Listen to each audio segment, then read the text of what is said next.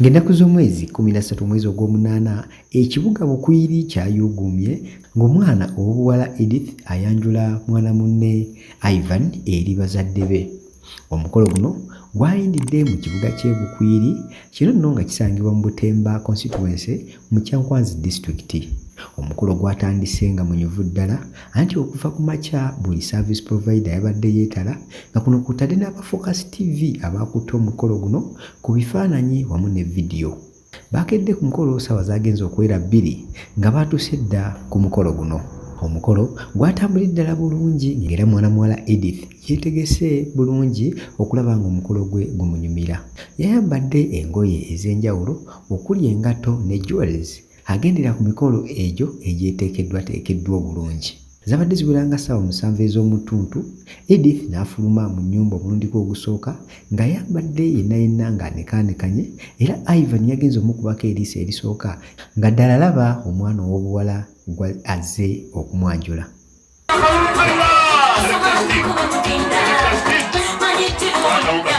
Omukolo guno gwasitudde ebikonge okuli abakulembeze ab'enjawulo okuva mu bitundu eby'enjawulo eby'Ekyankwanzi.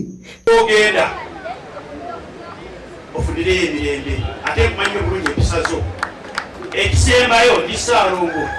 Ivan basabidde okuzaala abalongo. Obuganda bakusabidde okuzaala abalongo. Bwe mukisa okusembayo. Njagala okwebaza ttiimu yonna enteesiteesi, buli omu alina kyataddemu okubekinga sure nti omukolo guno gulabika nga bwe gulabise. Mukama akitubalire. Buli kadde bwe tubeera kuba mukisa gwa kusoma. Nga kw'otadde n'abo aboogezi abakukunavu okuli Reverend George William Mayanja, ono nno nga ye Reverend wa Bamusuuta Church. Ono yabadde omuzadde oba taata eyayanirizza abako mu nnyumba wano. Ono nno taata w'omunju Lubowa Sam yamuwadde obwesige okumwanirizaako abako nga bajja mu maka gano. Mukama waffe Yesu Kristo omumanyi. Kitange ebitabo bimuwandiikako ne babisoma nga bimwogerako. Essebo taata. Omusajja oyo yakola emirimu. Weewaawo taata. Yabuulira enjiri. Ye mukulu. Naye omusajja oyo alina omulimu gwe yakola ng'ate gwe gutaasa gwe. Weewaawo. Iye. Azimu nange. Nnyo! Ate ffe tubajja entebe nga zino ze watuteeredde. Essebo taata. Kati lwaki tozikozesa ng'ate ze ziriwo? Engalo zino zibeerye taata nga zijja eri bannange mutuule. Abako nga bajja mu maka gano bawerekeddwako omusajja wa Kabaka Munnassingo Barunaba ow'ensonga, ono nno ng'akolera ku radio CBS ey'obujjajja. Ekibadde kumuyuuza tekibadde ku mutwe taata. Mbadde ndi mu kweraliikirira. Akibadde mu kita. Nze mbadde ndowooza. Taata. Twagala kutaasa mu mbeera gy'olimu. Mukulu. Omutaka omu mutuma ajjeeyo. Weewaawo. Ate akoleko emikolo tujje eno tutambule. Weewaawo mukulu. Kati mpeereza aliwo abakwanguyira oba. Kitunga ndi kaakati taata gw'osinga okumanya abataka ba muno.